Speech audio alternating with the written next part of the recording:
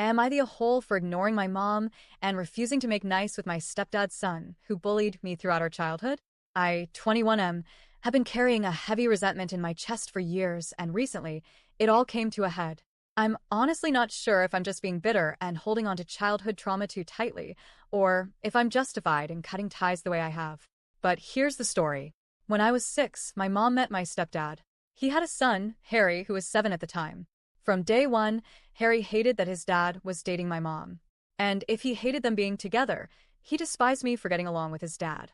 I was a quiet, nerdy kid who got excited about school projects and was just happy that anyone was nice to me. But Harry? He decided I was his personal punching bag. For the first few months, I kept thinking it would pass. I thought once we all got used to the new living situation, he'd mellow out. But he didn't. In fact, the closer my mom and stepdad got, the worse it became. The bullying started small, eye rolls, mean comments, tripping me up when no one was looking. But as we all settled into this so-called blended family, Harry escalated. He would spill water on my homework or smudge it with dirty fingers. Once, I spent weeks building a model for a school project, and he smashed it the night before it was due. And when I'd use the family computer for assignments, he'd log in and delete them just to see me panic. I begged my mom for help. I cried, told her I was miserable, that I didn't feel safe.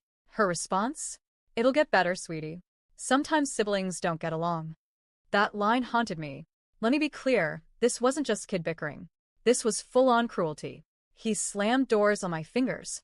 He'd throw stuff, books, toys, even a remote, at my head. He broke my Christmas presents one year, all of them, just because. He smashed them and then mocked me, saying, "Guess you didn't get anything this year, huh?" My stepdad actually did discipline him that time. Grounded him, took away his Xbox, everything. But that never lasted. Harry would go back to his old ways within days. There was this one incident, still burned into my brain, where he convinced a group of his cousins to ice me out at a family gathering. They refused to speak to me, wouldn't let me join in any games or sit at the same table. One of the younger cousins was kind and tried to include me. Harry cornered him afterward and said, "Play with him again and you're out too." The kid cried and apologized to me. I ended up comforting him. Then came high school. A teacher we both had planned a field trip. Harry told her I wasn't coming, hoping I'd get left behind. When that didn't work, he accidentally sprayed me with water from a bottle right before the bus left, soaking my jeans so it looked like I peed myself. I had to sit through a 2-hour ride like that while he laughed with his friends. Speaking of friends, he often got his buddies in on the bullying. There was one time they ganged up on me during a game of dodgeball, and one of them hit me so hard in the mouth that I lost a tooth. I ran home sobbing, bleeding. My mom was horrified, but she still didn't leave. Still insisted we're a family, and I had to stay. I started emotionally withdrawing around age 15. I stopped telling her things. I became cold, distant. She noticed, and I think it hurt her, but she never really owned why it was happening. She tried to hug me more, check in on me, talk to me like everything was fine, but it wasn't. When I turned 18 and left for college, I moved out and never looked back. Packed up everything and told my mom I wasn't coming home anymore. She said I was overreacting and reminded me that Harry didn't even live there full-time. Then she pulled the classic, "You're both adults now, you'll work it out." But I wasn't interested.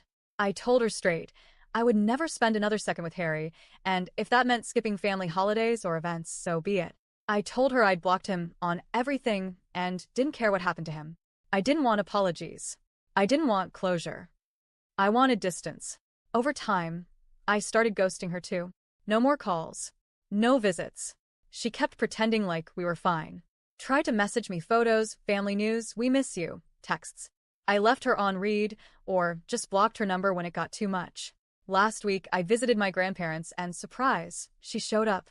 She looked hurt and tired and sat me down to ask why I was treating her like a stranger. I told her the truth. She failed me. She put her own desires above my safety and well-being for over a decade. She let me grow up being tortured in my own home. I told her I didn't care how nice my stepdad had been to me. Nothing made up for being forced to live with his monster of a son. I said Harry would never be my family, and I didn't care if he cured cancer or became Pope. He would still be the kid who ruined my childhood. And I told her, point blank, I wasn't ready to forgive her either. She left in tears. My grandparents tried to talk to me afterward, saying she was just trying to connect. Then my uncle texted me, asking what had happened, and I told him. He said I could be mad, sure, but she's still my mom, that she loves me, that she made mistakes, but cutting her out entirely was extreme. He also said that by refusing to make nice with Harry, I'm missing out on family holidays and connections with people who care about me. But the thing is, I'm not missing out. The holidays I spend now, with my chosen family and friends, feel warm and safe. I don't spend the day flinching every time someone walks by. I'm not pretending to be happy while silently hoping for it to end. Those holidays with Harry? They were hell. And I'm not giving that feeling another chance. So, am I the a-hole for cutting off my mom and refusing to play nice with a person who tormented me for over a decade?